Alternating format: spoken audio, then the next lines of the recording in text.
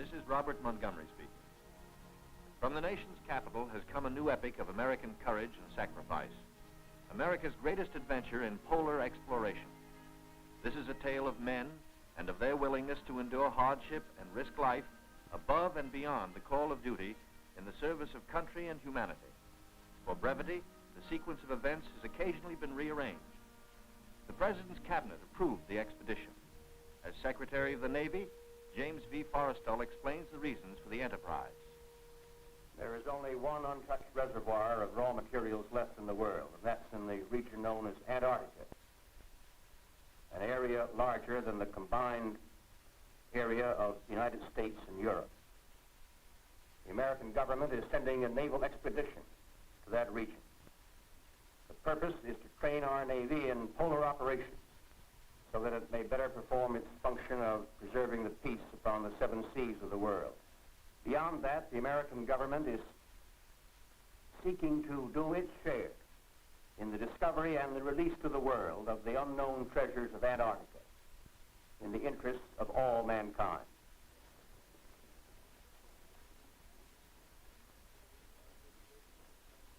Sums up to this, gentlemen. The Secretary has approved our plans, confirming you, Admiral Byrd, as the officer in charge of the expedition, and you, Admiral Cruzen, as the task force commander. And we get everything we need. That makes Operation High Jump the greatest polar expedition in history. Admiral, time is going to be our greatest handicap. By the time we get through this very difficult ice pack, the summer will have ended and the fall will have set in. Never before has anyone attempted to take a fleet of thin-skinned steel ships through 300 miles or more of crushing ice pack. I have great faith in your skill, courage, and determination. And now, gentlemen. Admiral Nimitz reviews the operations plan. The expedition will comprise 3 groups: a central land plane group to explore the interior from Little America, and 2 seaplane groups, the eastern to map that half of the continental shoreline, and the western to map the opposite coast of Antarctica. After the original orders have been issued, 3 months of planning are needed to organize the giant venture. This is Robert Taylor speaking. At the world's greatest naval base, Norfolk, Virginia, ships of the Central and Eastern groups are loading. The flagship, Mount Olympus, equipped with powerful radio and radar, will serve as the leader's voice of command. Admirals Byrd and Cruzen come aboard to check staff preparations, food, fuel, and clothing for 4,000. Byrd greets out the expedition.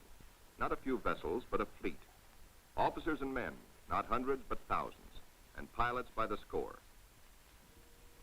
The Chief of Staff, Captain Quackenbush, calls up the fleet's youngest recruits to meet the admirals, who name them Running Jump and High Jump. The pups are unimpressed by rank. Running Jump, New Hampshire, where sailors are learning the art of navigating dog sleds. Everything happens to sailors. But soon they come to understand and to love the Huskies. They watch their dogs carefully to see that they have enough to drink and enough to eat, and always at the right time. The dog watch bluejackets practice the patient care that will keep the dogs in prime form. Not only food, daily attention to their eyes so that they may not suffer the dreaded Arctic snow blindness, and the inevitable vitamin pills that even dogs can't escape these days of ABCD health. The boys learn all the tricks. Tickling of the throat and a pat on the nose gets the pills down. The dog sleds are the small boats of the Antarctic. Each carries 600 pounds, with 10 dogs hauling. Each dog's harness is tailor-made, carefully fitted to avoid the chafing that has been fatal to many a sled dog at below 0 temperatures. The Husky's paws are equally important. There are canine snowshoes, precisely notched for the pulling claws. In cut-down auto chassis, the sailor drivers finish training. Huskies so often have meant life itself to Admiral Byrd that he calls them his Antarctic Life Insurance Company. From Norfolk, Admiral Cruzen sails aboard the Mount Olympus. His crews are a cross-section of the country's manhood. Admiral Byrd will follow later in the carrier, Philippine Sea. The Coast Guard icebreaker, North Wind, powerful plow horse of the expedition, backs out. The seaplane tender, Pine Island, is first to stand out to sea. Steaming south via the Panama Canal, the fleet must cover 12,000 miles to reach Antarctica. At the 100th meridian west, the groups are to separate, and the central group proceed to a rendezvous point at Scott Island. This is Van Heflin speaking. Sailing day at Santiago finds the Western Group helicopters practicing final pinpoint landings on the newly installed helicopter flight deck of the seaplane tender Currituck. They are to serve as eyes of the fleet when it buffets through the pack ice, and when need be, to go on rescue missions. For exploration, 3 Martin Mariners, called PBMs, with a flight range of 3,000 miles, are spotted aboard the Currituck. Ships of the Western Group will proceed 10,000 miles south to the Balleny Islands, 860 miles to the west of Little America. Aboard the Mount Olympus, now heading south in the Pacific, Admiral Cruzen gives a traditional command, and up goes a strange flag. The Jolly Roger, signifying the crossing of the equator and authorizing the ancient shenanigans of the sea, whereby all landlubbers are painfully presented at King Neptune's court. The veteran shellbacks copperplate the pollywog's interiors with a mixture of cylinder oil and chewing tobacco. Next, the pollywogs must kiss the bosun's belly, the only kiss they'll have for many a long month.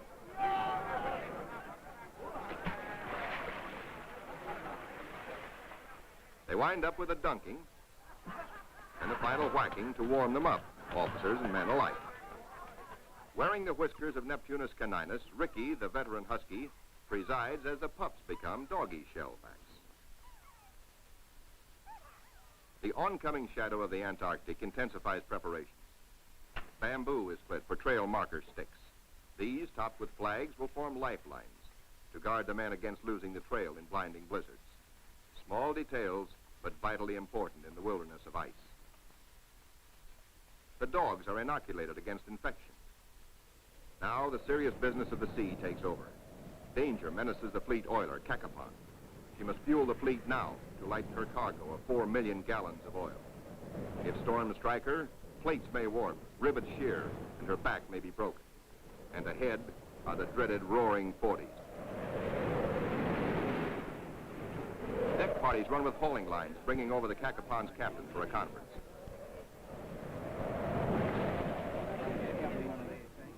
The ships are still on course, forging ahead, but the Cacapon's salty skipper smells storm coming. Few ships travel this lonely ocean, so there are no weather reports. We've got to finish this job fast, he roars, or we'll be caught in a stiff blow. And blow she does.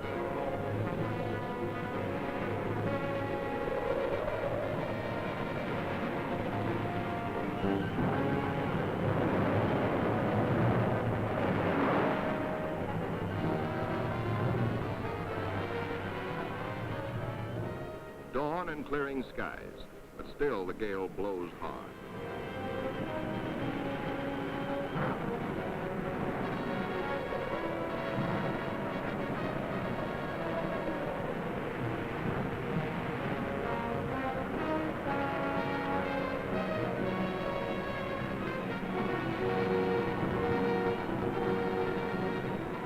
Aboard the seaplane tenders, rolling decks imperil the big seaplanes.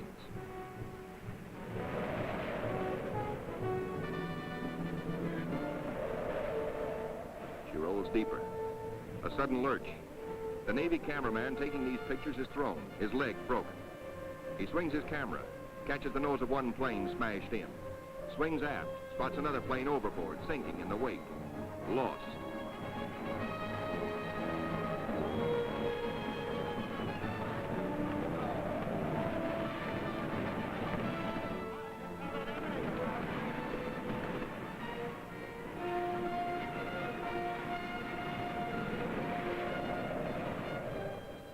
There's no loss of life, but below, in sick bay, the surgeons are busy with the injured. Today, with Navy's modern science, an injured seaman is soon up and about. We go back now to Norfolk and sailing day for Admiral Byrd. 6 DC-3s, called R4Ds by the Navy, make the longest taxi run in Navy Yard history, each with crewmen riding the tips of their 98-foot wings. Poles and buildings have been removed to clear their way to the 30,000-ton carrier, Philippine Sea. Admiral Byrd will sail the carrier close to the edge of the pack ice, then fly his 6 30,000-pound land planes from her deck, 800 miles across the pack to Little America. A daring and dangerous plan, but precedent was made in 1942 by Jimmy Doolittle in his much smaller B-25s, Tokyo-bound from the carrier Hornet.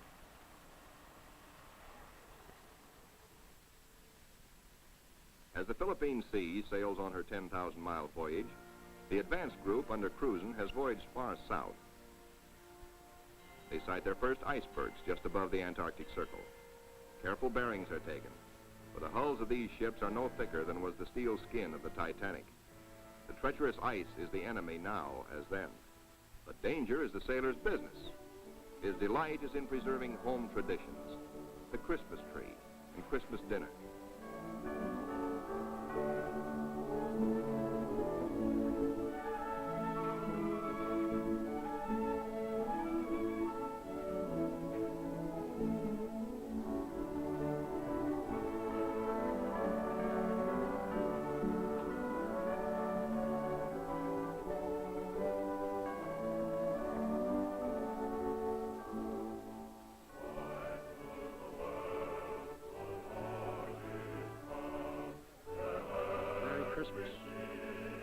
Merry Christmas, sailor.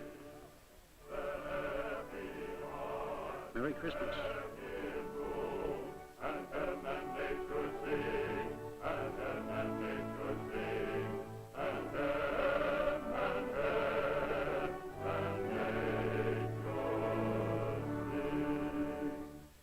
All the while, engines throb, taking the central group deeper into icebound seas. Now, by the far-seeing eye of radar, the bridge learns of land ahead, and flag communications passes the word to the fleet. Scott Island dead ahead, all ships rendezvous. 600 critical miles of their 12,000-mile voyage still to go. The ice pack ahead has been the executioner of many gallant ships. Cruzen summons captains and executive officers for a staff conference. While the staff confers, a small landing boat sets off for Scott Island, named in honor of the heroic British explorer Captain Robert Falcon Scott, who lost his life a generation ago trying to fight his way back from the South Pole.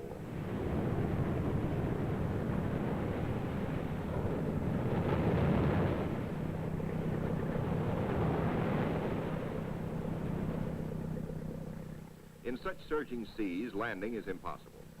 The boat heads back for Mount Olympus with serious news. Cruzen must abandon his plan for a weather station here on this rugged submarine mountain. Time presses hard. With his operation officers, Cruzen transfers his flag from Mount Olympus to the Coast Guard icebreaker, North Wind, for she must take the lead, cut the channels. Admiral Cruzen's battle now begins. Through 600 miles of peril, the Admiral must bring his ships to the open Ross Sea, and thus to the Bay of Whales and Little America. Cruzen signals, "Follow me," and sets a careful course past icebergs. "There she blows," sings the lookout. "There she breaches," close aboard. These huge whales measure up to 80 feet long, and each yields oil worth more than $2,000. The radar watch informs the bridge they have picked up a big ship, a Norwegian whaler, with her killer craft in close company. The Norsemen report the heaviest ice pack in 40 years. This year, they tell the Americans they're staying to the north of the ice. The Norwegian captain urges, "Exercise extreme caution." The American fleet proceeds.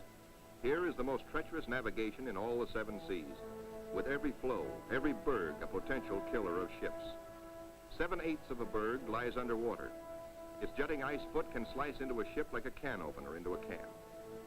Ahead, the sky shows white streaks, the telltale ice blink, the warning reflection in the sky of the great pack.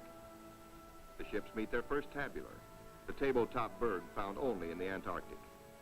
These tabulars are huge chips from the great ice barrier. They measure as long as 40 miles and are counted not in acres, but in square miles. The ships must follow a twisting, turning sea alley, cleared by the icebreaker. The submarine, Senate, brings up the rear. New-formed ice, known from its shape as lily pad ice, offers no trouble. It is the bergy bits and the bergs themselves that form the hazard for the submarine.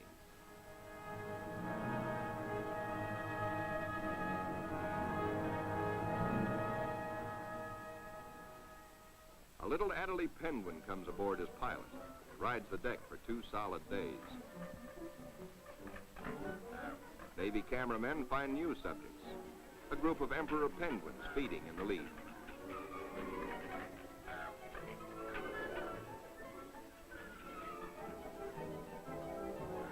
Lookouts spot a flock of snow petrels, those hardiest of birds.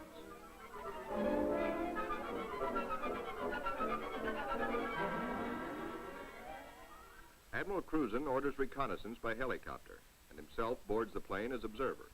For the first time, the helicopter serves as the eyes of the fleet to scout out a way through the ice.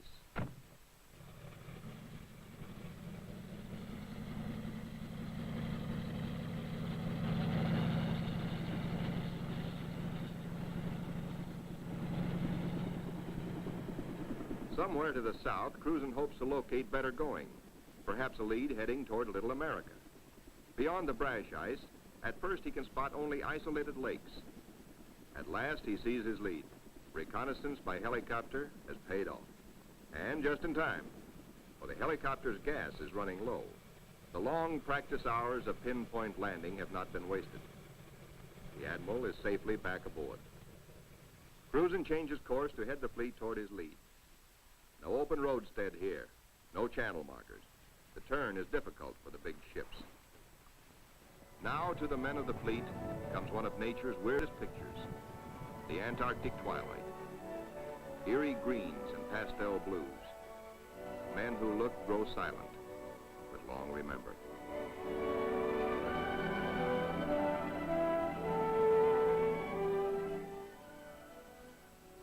Nor will they forget the dawns and the seals.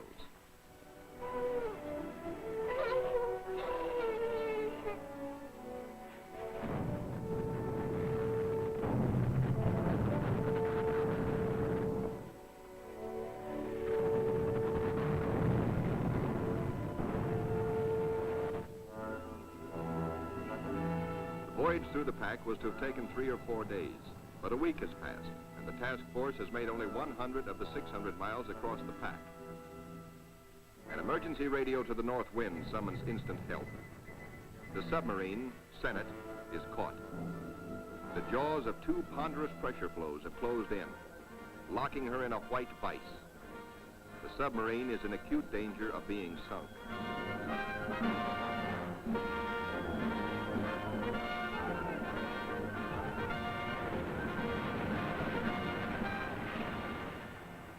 All hands realize now that the Senate may never get through.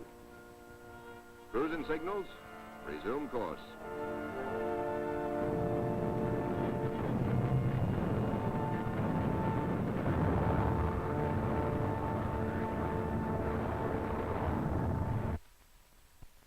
Meanwhile, the eastern group has steamed to Peter I Island, 1,250 miles northeast of the main base to be established at Little America.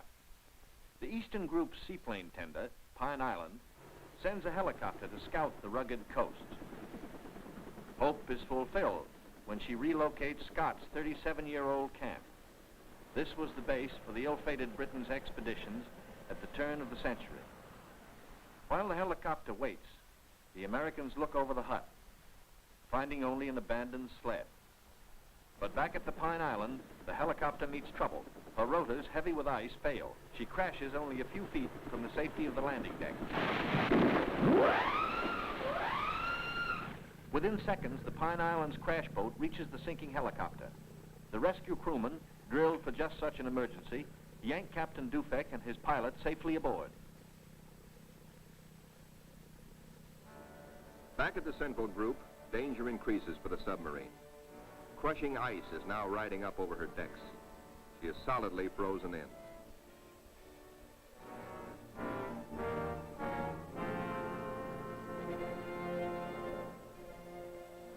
Senate's situation is desperate. Clearly, she cannot undergo further risks. There are 85 men aboard. The ice locking her in is a solid pressure field spotted with birds. She must be taken back. The north wind cannot get the fleet through if constantly halted to rescue the submarine.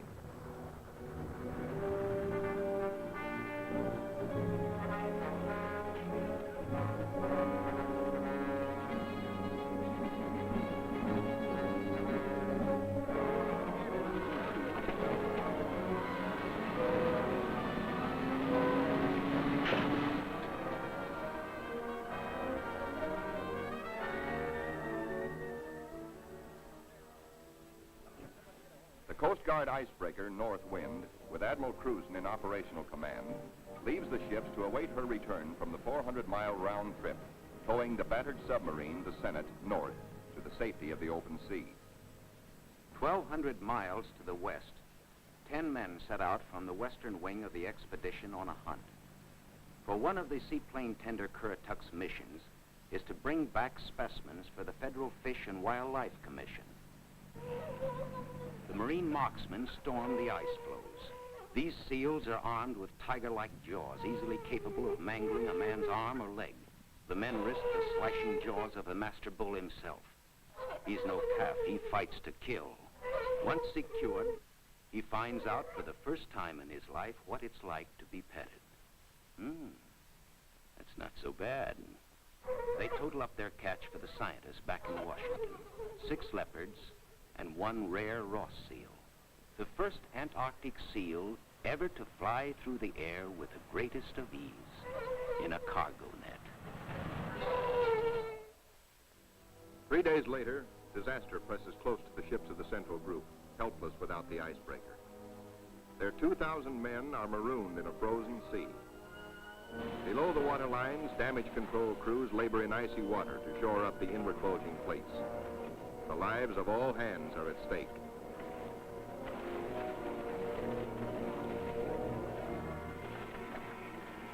The radio flashes an SOS to Cruzen 200 miles to the north. Quickly, he orders the submarine to go on by herself to Scott Island and there operate as a weather reporting station. And now begins a race against time well worthy of high place in the traditions of the United States Coast Guard.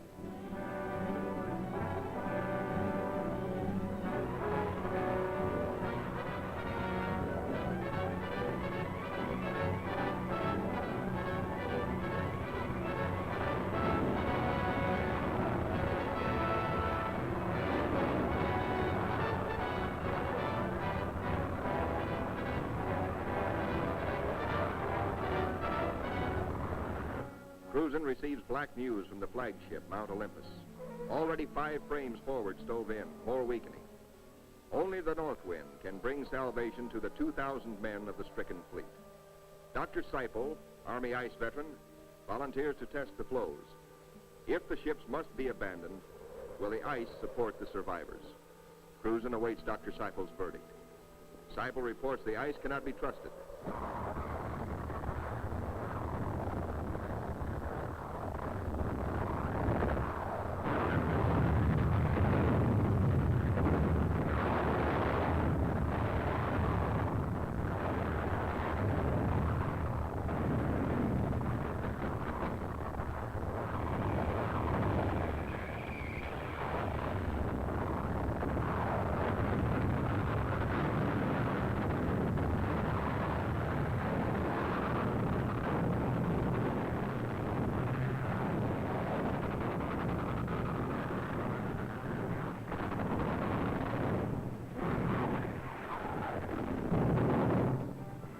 With only 2 miles to go, the icebreaker is hemmed in by ice 20 feet above water, 50 feet below, in an area as great as 100 acres.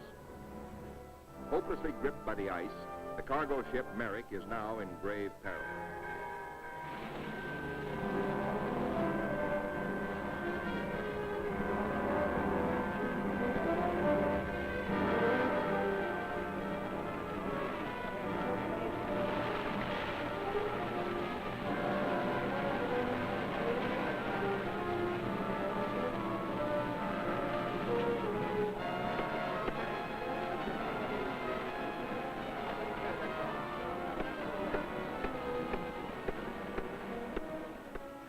the icebreaker, the fleet is now in sight over the pressure ridges. The desperate struggle of the north wind to reach them seems hopeless at times. The icebreaker counts her gain by yards now. Captain Thomas dares passages that normally he would avoid. It's the critical last round, a straight-out slugging match.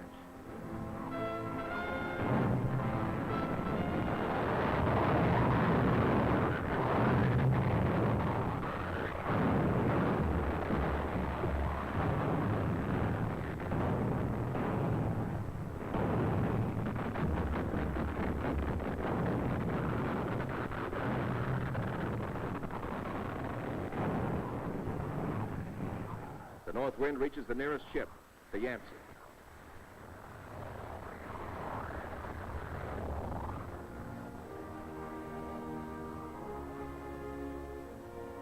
The Coast Guard icebreaker, North Wind, commands the only power operating in the whole frozen fleet. The Yancey and her 500 men are saved. Next, the Merrick, heavy in the water with a hole in her bow below the waterline.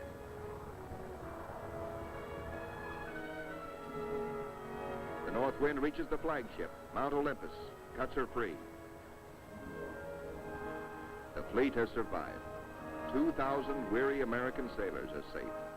Beyond the great ice whirlpool that held them fast, they steamed through the southern edge of the pack, through to the open waters of the Ross Sea, and little America dead ahead.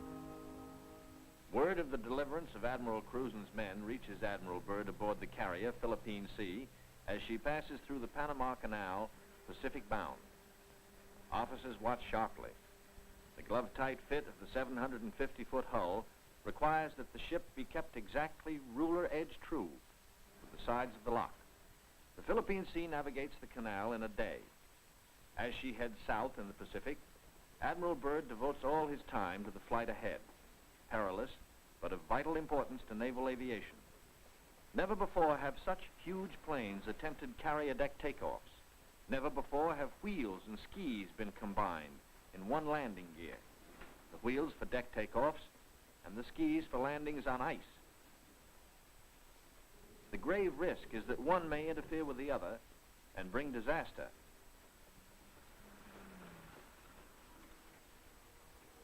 Byrd makes the decision. The wheels will have only a 3-inch clearance between skis and deck. Upon this will depend the lives of 40 men, and he will lead the way.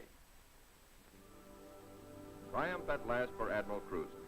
The entrance to the Bay of Whales, the famous 400-mile Ross Barrier. The Admiral can now relax. He, an American admiral, has brought a modern fleet for the first time into the innermost waters touching the great unknown continent of Antarctica. This is an historic moment. At long last, Admiral Byrd has realized his dream of many years of reaching little America with men and ships of the United States Navy.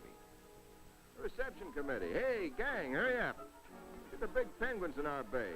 Big penguins, bigger than emperors. Big black mountains that move. They walk like us, but not quite the right way.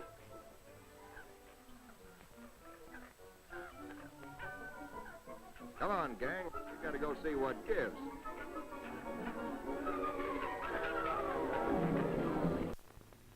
The big penguins and their big black mountains, the ships, are on 24-hour duty, with the first job to secure all mooring lines. Big timbers sunk deep in the ice serve as anchors. They're called dead men in sea parlance, perhaps because they're buried. Slip toggles are rigged for quick release in case ice forces an emergency getaway. Unloading, reconnaissance planes first, next hauling equipment. The Marine Corps weasels, heavy-duty caterpillars, and trucks, 40 in all. Here are no port facilities, but the Navy shows its self-sufficiency as it did throughout the war in operating at sea without bases or with improvised bases. Here are no docks or roads, yet all freight aboard 3 heavily laden ships is hauled 2 miles over the ice up to Little America. Dogs next, a barking, tugging boatload of huskies. And the pups, growing fatter and bigger every day. All are happy with the welcome smell of snow in their nostrils. This is home. This is fun.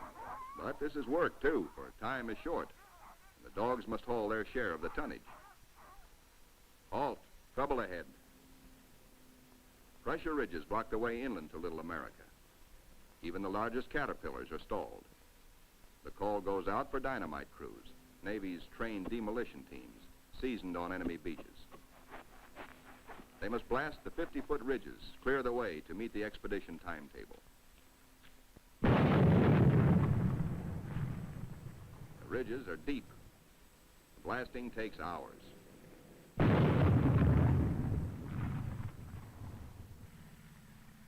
Seabees and their bulldozers follow, smooth out the road for the big cats. In 2 hours, they bridge crevasses 100 feet deep. And so 10,000 tons of gear, brought down by the cargo ships, start moving up to Little America. Work goes steadily forward. Seabees, with all hands helping, use every one of the 24 hours of daylight in the South Pole summer. Caterpillars with snowshoe oversized treads accomplish in hours the work that in old days hundreds of dogs could do only in weeks. Airstrips, smoothed out with drags, take high priority. Byrd has flashed word from the Philippine Sea, now standing by off the pack ice, that he's ready to fly his R-4Ds in.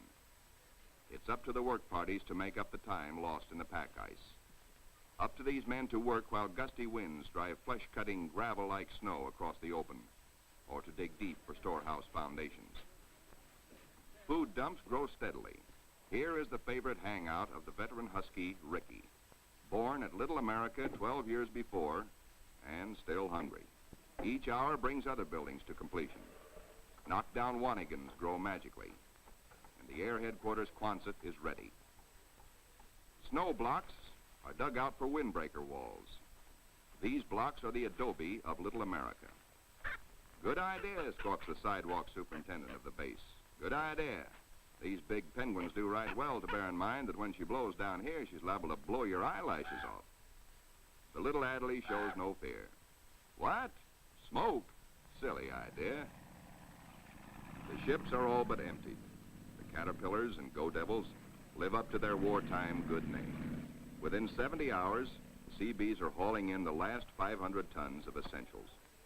Only a few more cases to be broken out. The local waterworks is the pride of the Seabees. 3 GI cans of snow produce 1 can of water, purest in the world. You keep your furnace going, which makes steam, which melts snow, which makes water. Simple. Simple once CB Engineering in Washington had figured it out before ever the first ship left port. And now, the ordered streets of a tent city that is Little America the Fourth come into being where 3 days before, the primeval snow lay unbroken. The church flag on the first Sunday signifies a pause for prayers. After the last Mass, and after the Protestant and Jewish services, the off-duty sailors have but one thought. Transportation has but one terminal, the mess hall, the best dinner of the week, as ancient Navy tradition always has decreed. Admirals and captains wait their turn in the chow line with the men. Inside, plates are loaded. Roast beef, rich gravy, high mounds of mashed potatoes, flaky pie. Life looks up again. A cigarette, good coffee. 5 miles east of Little America, a seal herd, 500 strong, has its feeding ground amongst pressure ridges and in deep crevasses.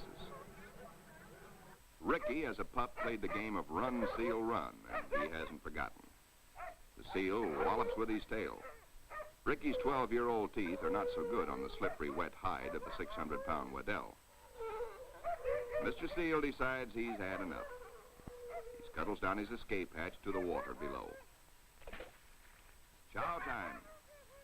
The only seals killed are for dog meat, especially good because it insures against scurvy. The pups smell their dinner coming and let their handler plainly know they want it, right now. They're only a few months old and forever hungry. Yet soon they will be pulling more than their weight in the sledge traces. They like their meat red and will fight for it. The flagship flashes word by radio to the carrier Philippine Sea, base ready, weather suitable. On the carrier, 6 planes, triple-checked, are ready for their moment of destiny. Admiral Byrd has given the pilots a final briefing. Everything depends on split-second timing. Pilots, man your planes. No 3,000-foot runway here. Only a scant 300 feet. Jet propulsion is their reliance. Crewmen attach jet containers, 4 to a plane.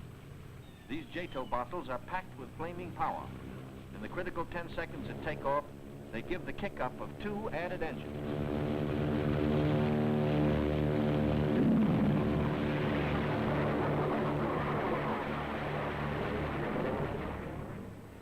Byrd is airborne in exactly 100 feet.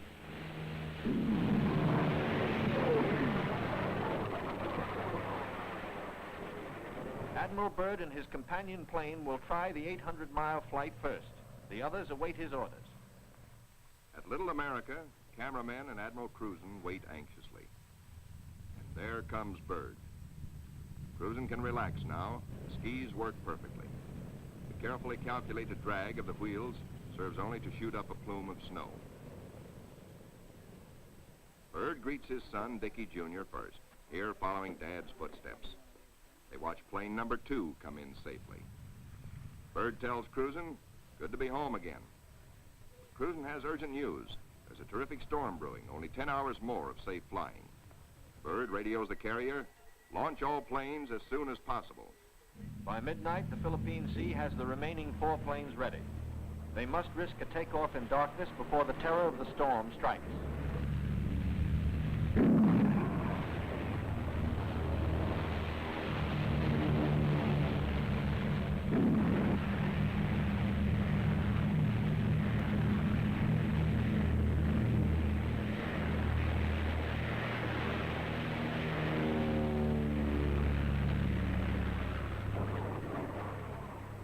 Daylight finds the planes over the pack ice. With frozen death below and weather closing in, navigation becomes tricky. This close to the pole, the magnetic compass is no help. At the base, men scan the gray skies, looking, and finding only the blackness of the approaching storm, now visible to the east. If the planes don't make it within an hour, but in they come, one by one, to land in the last remnants of clear light. Each landing is the first on the ice for each pilot. These men are the first ever to fly big planes into the Antarctic. Or on previous expeditions, the planes were freighted in, assembled, and only then were they flown. These Navy and Marine Corps flyers have been bred on stormy going. Their long experience and, above all, the Navy's relentless training in all details brings them in, but with little time to spare. The blizzard hits, 100 miles an hour, scouring across the sržuřed. In storms such as this, many brave explorers have died.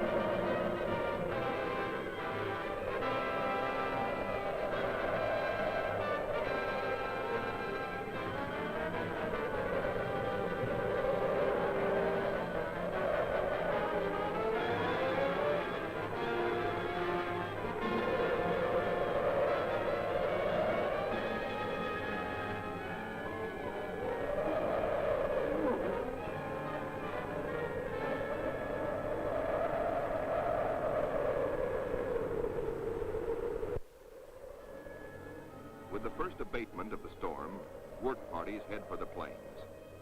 The blizzard is 40 hours old. The wind has become bearable. The expedition flight schedules are days behind. They must get the heaters going, clean out the frost. The Antarctic offers no quick machine service as on standard Navy airfields. Fuel for the heaters must be hand-dragged, hand-pumped, hand-fed, with the temperature far below freezing. The chow wagon, the never-failing CB tractor, gives the work parties a lift back to the mess tent for hot coffee, food, and warmth. Only the Navy, Marine Corps, Coast Guard, and Army cameramen who made this official record know the price they paid for these blizzard films. They covered the Pacific battles for posterity. This cold day, they froze their whiskers to make these first color films of an Antarctic blizzard. Little America digs out. The planes still stand on the line uninjured. Icicles and snow to be cleared off, but no plane blown away. Lashings held. Tent City intact proved out the technique of survival evolved by Byrd in a lifetime of exploration. Not one tent went down.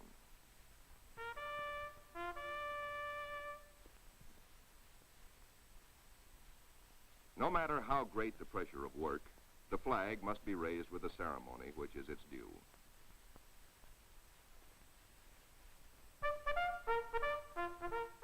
Admiral Byrd declares Little America IV in full operating commission. The Admiral and the party ride weasels 12 miles south to visit his earliest camp, marked by the radio towers. Little America I, now 40 feet under the snows of 17 years. And above it, Little America II, 25 feet under the snows fallen since 1935. Captain Boyd, United States Marine Corps, ties on a safety line, while Admiral Byrd and 3 veterans of his previous expeditions watch. Boyd inches his carcass down the old ventilating hatch. It stood 20 feet in the air when it was put up 12 years before. He pokes a stick up as a marker for the main hatch. Now all hands, the Admiral included, will have a chance to go look-see. Below, the old-timers find a lantern that lights at once, and all manner of other gear. For here in Antarctica, there is no decay, no rust, no dust, not even germs. Fruits, vegetables, meats, all good after 17 years. Small wonder Byrd preaches that one day Antarctica may be the world's storehouse to keep the 7 years surplus for the 7 lean years. Byrd, bringing with him the old corn cob he'd forgotten in 1930, comes up last. He meets heavy going, but he makes it the hard way and seems to like it. Aboard the Mount Olympus, the Navy tries out one of the most important experiments assigned the expedition. Can men survive in freezing water? Men from Mars, members of a special underwater demolition team, wear the new cold water rubber survival suit. In contrast to these skylarking youngsters eating ice cream in the ice, men in ordinary clothing are paralyzed in 6 minutes and die very quickly thereafter. Yet these sailors, wearing only underwear beneath their survival suits, stay in half an hour and come up chipper and warm. On the sunny afterdeck of the Mount Olympus, the expedition's prize penguin catch, the big emperors, are living the life of penguin Rileys. They grow 4 feet tall, weigh up to 80 pounds, and are the only creatures who live throughout the year on Antarctica. Eons ago, they flew. In time, their wings evolved into swimming fins. Their deep feathers are the warmest known. Their feet, thick leather-like pads. On these, they lay their single egg and tuck it up within the body feathers for warmth, to hatch it. In captivity, they must have their vitamins. Keeping them alive for the return voyage is quite a problem, for their bloodstreams have no germ resistance. Their necks are ball-bearing. Strangely enough, the smaller captive penguins prefer their fish fillets. They won't eat live fish out of a pail. The rockhopper penguins are the clowns of the Antarctic, 20 inches high, cocky yellow eyebrows, sassy, and forever hungry. As the men find out, they'll eat their weight in fish every 3 days. The gathering of scientific data ranks high in expedition plans. Admiral Byrd says goodbye and good luck to an over-ice expedition which is to probe deep into the Rockefeller Mountains 300 miles southeast. 2 LVTs hauling supply sledges strike out into the white darkness, their mileage checked by bicycle wheel counters astern. In the mountain rocks, they will seek minerals and ancient petrified vegetation. Hourly, they will record important aerological data. But exploration by plane has priority 1. 1.5 million square miles are to be explored and mapped, and the oncoming winter soon will end flying weather. The wheels come off, for both takeoffs and landings on the ice must be made by skis alone, delicately balanced to feather in the wind, yet strong to stand the shattering shock of landings. Organized exploration on a scale hitherto undreamed of calls for precision timing. Each plane is serviced on exact schedule with 1,200 gallons of high-test gas and with preheated oil tested to function at 80 below. A pressure tank, especially designed for operations in deep cold, pumps the oil into the planes. Daily flights begin. Each plane has a definite sector to explore, a definite timetable, a definite radio report schedule. While the weather holds, flights operate around the clock. For emergencies, the LVTs cache provisions and fuel at the limit of their range. To aviators forced down, to rescue planes sent out to bring them in, these cairns may offer the one hope and may mean ultimate survival. 1,200 miles to the east, the Eastern Group vessels and planes are exploring the mysterious Phantom Coast. Aboard the destroyer Bronson, the commander of the Eastern Group, Captain George Dufek, makes an exploration voyage. He sails close in to Mount Erebus, 14,000 feet above the sea. It is the only known active volcano near the South Pole. Captain Dufek, his mission accomplished, returns to rendezvous with the seaplane tender Pine Island. Personnel transfers to the destroyer must be made by breeches buoy because of rough seas. This officer would probably prefer a boat. The deep roll and the destroyer's outward flaring bow force the handling crew to wait for the exact moment to haul inboard, lest the man be dashed against the ship's side and killed. It is Captain Dufek's turn next. The line is set higher. The seas run stronger. The ships roll dangerously apart. The line slacks, then snaps taut and breaks. A 50-foot plunge downward. Dufek disappears. Away, lifeboat! Men jump to stations. Lower away. Hurry, hurry. 8 minutes in this icy water means death. Speed is the only hope. The boat sheers clear. Heads out fast to the rescue. Captain Dufek reappears. He has managed to inflate his life jacket.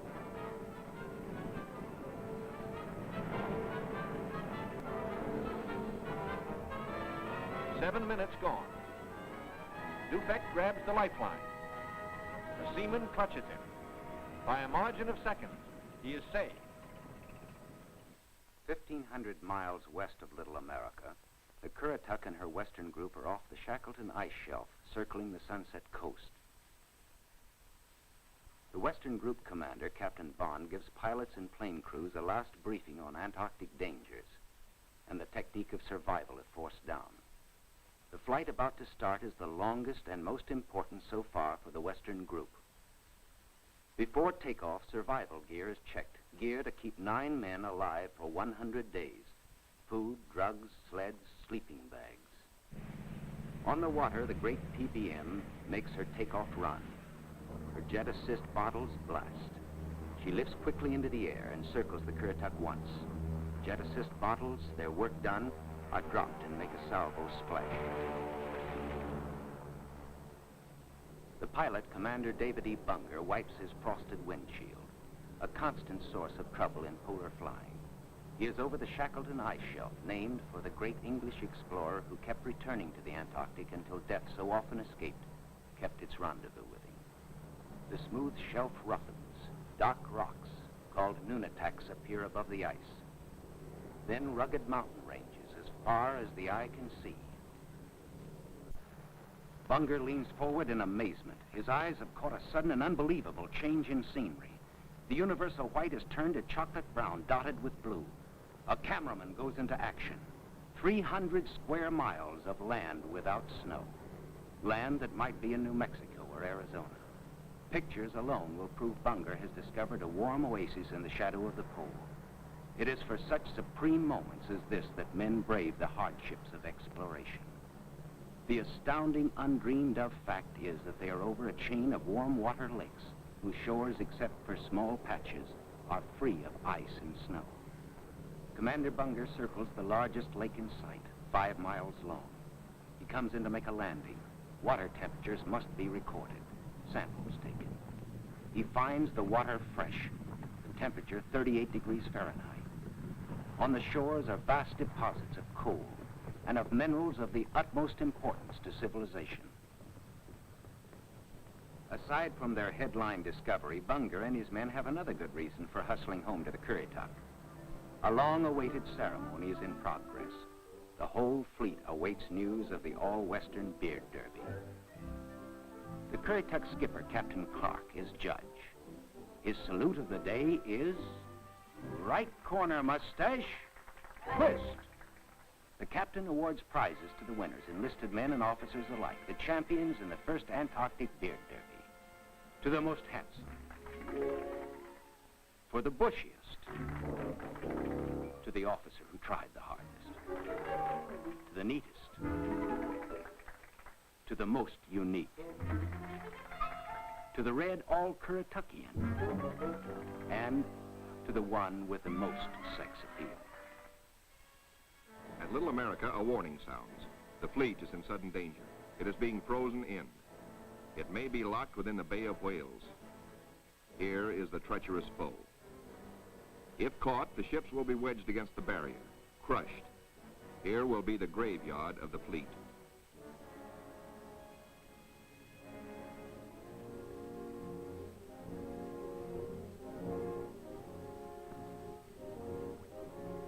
The Coast Guard icebreaker Northwind goes into action, ramming, backing, ramming again to break up the crushing floes. Landing craft work frantically to loosen the ice around the ships so propellers may turn without shearing off. One by one, the ships are cleared. Get underway. Byrd remains behind with 197 volunteers in grave problems. His most important exploration flights will now lack the powerful directional radio of the Mount Olympus. To get his men out, he must hope the icebreaker can crash her way back in time. Otherwise, he and his men will be frozen in for the 9 sunless months of the dark, treacherous Antarctic winter. Marooned, Admiral Byrd and his staff plan the big flight to the South Pole and far beyond. This is the culmination, the last mass flight. 4 planes spanning out over a continent of unknown territory larger than Texas, California, and Arizona combined. Over freezing wastes without people, without life, without vegetation. Nature's most formidable challenge to man. The 4 planes are gassed up. All controls triple checked. Motors heated. For they face cold as extreme as 60 below, unrelenting, murderous. Photographic units lead the parade of science to the planes. Each is a flying laboratory. The cameras are the trimetragons and the K-17s that spied out enemy secrets during the war. Now each plane carries 250 pounds of film to record some of nature's last great mysteries. The war's secret radar magnetic detectors are here too, bolted on like bombs. In war, their electronic impulses spotted minefields buried deep under the surface. Now they will read far below the ice, detect and identify minerals, coal, iron, precious ores. Byrd gets the words, "Ready, sir." He boards the leading plane, gives the command, "Take off." Crews hasten to rock the ships and thus free the skis frozen to the ice. Now all the work that has gone before, the planning, the task of preparing ships, of training men, the perilous voyage through the ice, now all of these investments of time and sometimes of suffering are come into focus. Takeoffs were non-stop flights over the desolate, danger-studded wastes of Antarctica. Flights of great distance, the equivalent of, back at home, winging non-stop from the Canadian border to the Gulf of Mexico. Aviation is all important in the Navy's Antarctic exploration, just as aviation is all important in a modern Navy that must be strong under and above the sea, as well as on it. Out over the shelf ice, Byrd leads his 4 planes in the long climb over pressure ridge areas, heading for the polar plateau, 10,000 feet up. Below are no landing fields, only deep crevasses, pressure ridges 100 feet high, instant destruction for a plane forced down. Byrd pioneered the first South Pole flight in 1929. He applies again the practice of constant vigilance, careful calculations that assured his earlier successes. Over this cruel country, Byrd flies today at 3 miles a minute. In earlier explorations, 3 miles in 1 day was frequently the utmost for Shackleton and Scott for Britain, Amundsen for Norway, and Byrd himself for America. The Beardmore Glacier, 200 miles long, 50 wide, 1,000 feet deep, who knows? Byrd checks position by the sun compass, The glacier signals the South Pole itself. Here, Byrd drops the flags of the United Nations, carefully boxed, a symbol of America's goodwill to all nations. Now, beyond the pole, Byrd focuses his cameras and magnetic detectors on land new to him and to all mankind. In eastern group waters, the seaplane tender Pine Island swings out a plane, listed on the fleet's roster as Mariner George 1. Crew members look out.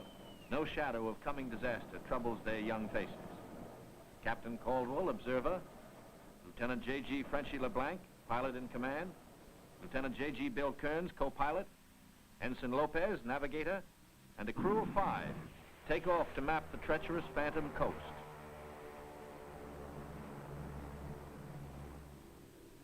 Byrd's planes, deep into the unknown, are the eyes of civilization, recording, evaluating, mapping.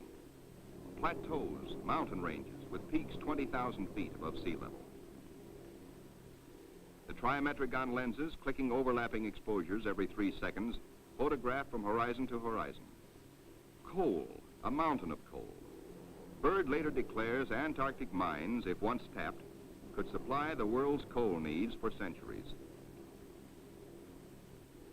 These official motion pictures can give only a cross-section of the miles of photographic records accumulated on this expedition by the Navy. The exposed mapping film will take 5 years to assemble. Amplifying these are the radar magnetic detectors, accurately recording mineral discoveries of immense value for the future use of all mankind. England, Norway, South Africa, Australia, New Zealand, South American countries, and Soviet Russia are claiming Antarctic territory. The United States recognizes no claim, and so far has made no formal claims for itself. But international policies cannot concern the Admiral now. His duty is to keep his flying laboratories functioning, to fulfill his dream of a lifetime. The word "gas half gone, sir," comes from the engineer tabulating fuel tank readings. Byrd radios his pilots, return to base. By the 3rd leg of their triangular course, the planes head back for Little America. Byrd's plane takes the widest swing fuel permits as the lenses of the Trimets continue recording new territory. This is the last big flight. Byrd is determined to record the maximum possible. One by one, the planes swing in over Tent City. Flight operations checks them in and safely down. Plane 2, plane 3, plane 4. But not plane 1. Byrd's plane is yet to be accounted for. Byrd is missing. Out over the ice, Byrd is in trouble. His starboard engine is cutting out, now stops. His one remaining engine is losing power. The altimeter needle starts dropping down. The plane is losing altitude. All 4D1 to base, all 4D1 to base. Position Q5, engine out, losing altitude. The base prepares for rescue operations.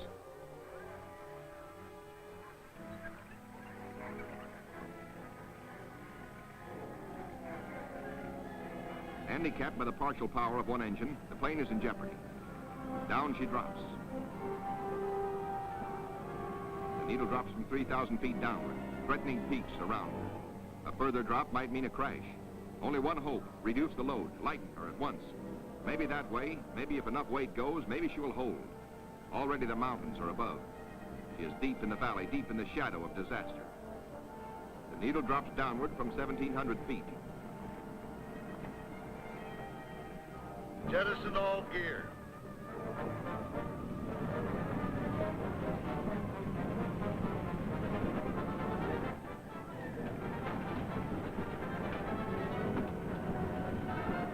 Only the precious films and records are saved. The gamble is life or death.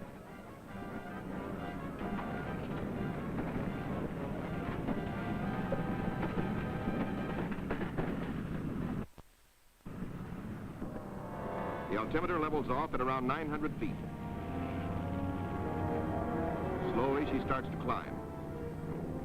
She is gaining altitude. The pilot signals 4-0. 3 hours later at the base, the crippled plane comes into sight. Men peer closely, tense, hushed, as they see the starboard prop dead. A one-engine landing is tricky at best. with skis, on ice. Hold your fingers crossed for the pilot.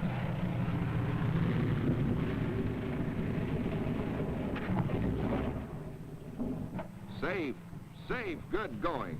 The greatest exploration flight of all history has ended in success. The flight beyond the South Pole. The flight beyond imagination. But over the Pine Island with the Eastern Group is the shadow of tragedy. Captain Dufek flashes the word by radio. To Eastern Task Group. From Task Group Commander, Mariner George 1 overdue. This group commence standard search and rescue operations immediately. Grim men with grave news from Captain Dufek. No time now for jubilation over his own escape. No mood for rejoicing. Byrd knows better than any man the tragic import of the message. In the freezing danger of the Antarctic, seconds are hours.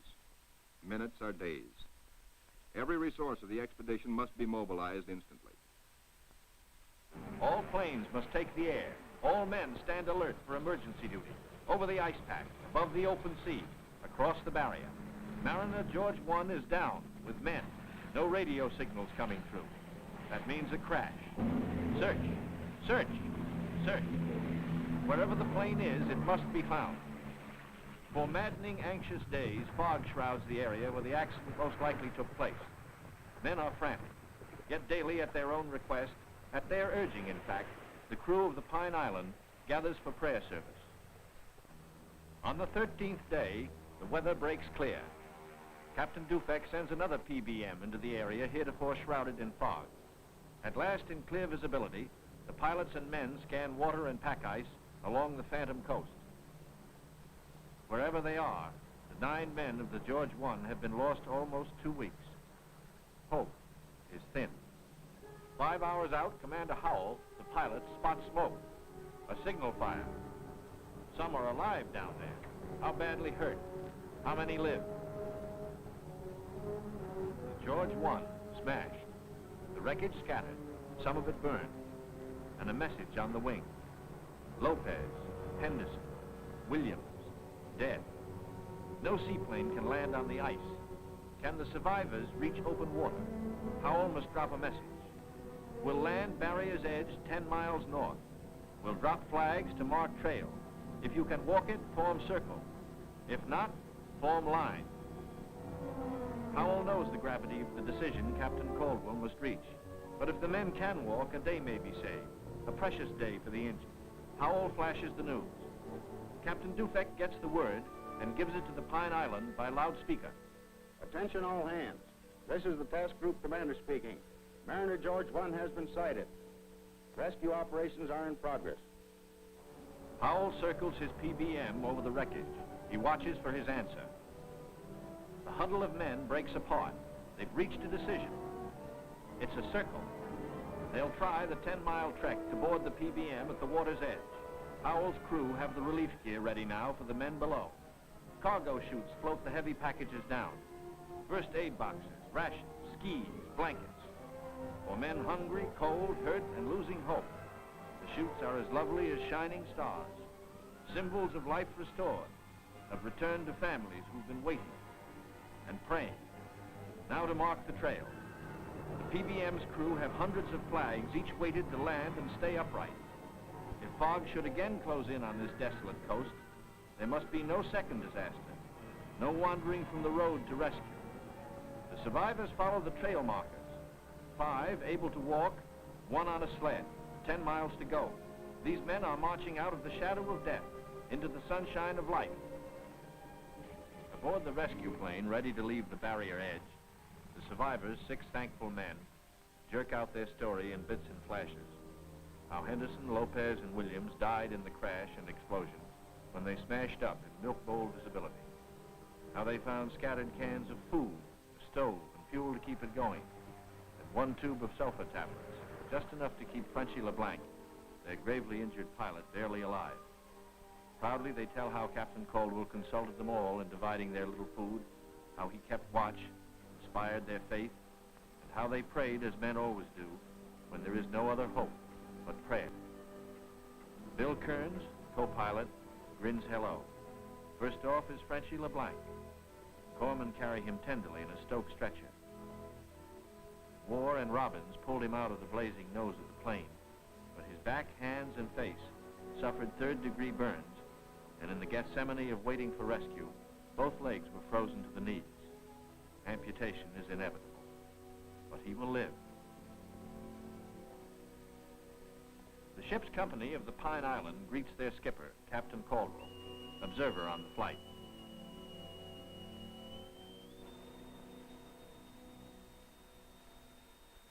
He says no ship ever looked so good to him as his own command, as again he sets foot on her decks. His executive officer greets him with sincere affection. Captain Dufek warmly welcomes the survivors. Co-pilot Kearns, his broken arm in a sling. McCarty, photographer. War, the radio operator. And smiling Shorty Robbins, the motor magnate. The head is warm. A hot bath, clean sheets, and long hours of restoring sleep. And perhaps first, a moment to splice the main brace, by which good sailors mean a ration of medicinal spirits. Bourbon to you. Later in sick bay, all but Frenchie and Captain Caldwell enjoy their first full meal in 2 weeks. Kearns will go to Georgetown University to study for a career in diplomacy. McCarthy, who has a wife and 2 children in Sonoma, sunny California, beams happily. Robbins, who was the wheel horse in those desperate days, figures to keep on flying. He still loves it. And War knows that he will marry his school teacher sweetheart back in Reading, Pennsylvania. News of the rescue finds the icebreaker with Admiral Cruzen fighting her way through thickening ice to pick up Admiral Byrd and his men at Little America. Byrd is radioed for all speed. At the base, the Admiral supervises Operation Secure. All essential records and scientific instruments are to be taken home. The planes must remain. They are stripped down with the hope that another American expedition in a future year may find them of use. Supply dumps are marked by poles. And now through the capes comes the old reliable workhorse, the icebreaker. Final loading is the order. All roads lead to the bay, the last trip down. The last long trek through the snow for the big Go Devil sledges, loaded with men and equipment. The excitement that always comes with sailing infects all hands, including the dogs. They sniff something important is in the wind. With normal quarters for 75, the icebreaker must jam aboard the additional 197 men of the base party until, after the voyage north, she can transfer personnel to the big ships awaiting her at Scott Island. Byrd is among the last aboard. He can now report to Admiral Nimitz, Operation High Jump completed. Our men have achieved accomplishments unparalleled in the history of discovery. Our central group has flown far beyond the South Pole, mapped 1/3 million square miles never before seen by man. Our eastern group mapped 3,000 miles of phantom coast and charted 40,000 square miles of coastal ocean areas hitherto unknown. Our western group, flying hundreds of air hours, mapped the 4,000-mile Sunset Coast, made the amazing discovery of warm land in Antarctica. In all, the expedition explored more than 1.5 million square miles. Our scientists, by use of the radar magnetic detector, have pinpointed fabulous treasures and resources of great significance for all mankind. The men who did the job, Navy, Army, Air Corps, Marine Corps, Coast Guard, and scientists, are going tired men. The rear guard of Admiral Byrd's intrepid 4,000, veterans of the Antarctic, trained to combat the sub-zero enemy of the polar continent. They're going home to their mothers, sweethearts, wives, children. Home, strong in the knowledge that they have met the Antarctic's heaviest battalions and conquered. This is to be their lifelong reward, this knowledge and the Navy's highest commendation. Well done.